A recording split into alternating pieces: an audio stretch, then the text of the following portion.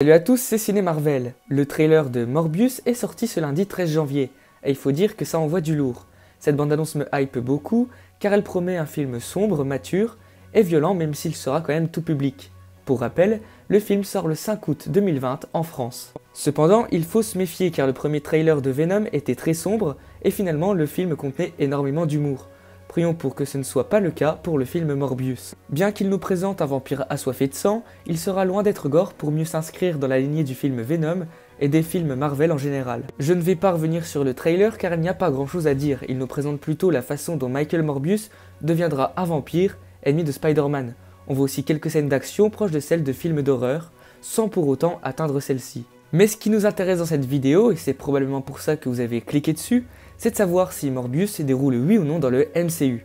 Et je vais probablement briser le rêve de certains, car pour moi il ne s'y passe pas, même si deux éléments nous indiquent le contraire. Le premier est l'affiche de Spider-Man dans la rue. On peut voir que c'est le même costume que le Spider-Man interprété par Tobey Maguire, et apparemment le même que dans le jeu PS4, enfin je n'y joue pas donc dites-moi-le dans les commentaires. On peut donc logiquement se dire que c'est un simple clin d'œil, mais il y a inscrit Murderer dessus, qui signifie tueur.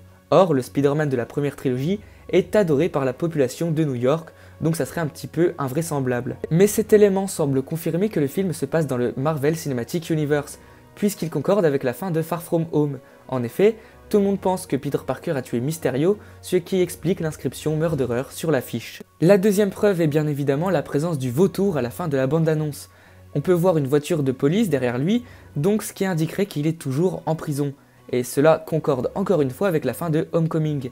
Alors oui, je sais, c'est pas dit explicitement que c'est le vautour, mais il s'agit du même acteur, le film se déroule dans l'univers Spider-Man, puis il est en prison, donc ça me paraît un peu gros que ce ne soit pas lui. Sa présence tease peut-être l'arrivée prochaine des Sinister Six. En effet, il demande à Michael Morbius s'il en a marre de jouer les méchants, et cette réplique semble indiquer que le vautour souhaite recruter Morbius pour le rejoindre lui, le Scorpion, le Shocker ainsi que Venom, et pourquoi pas un nouveau Mysterio comme le laisse supposer la fin de Far From Home.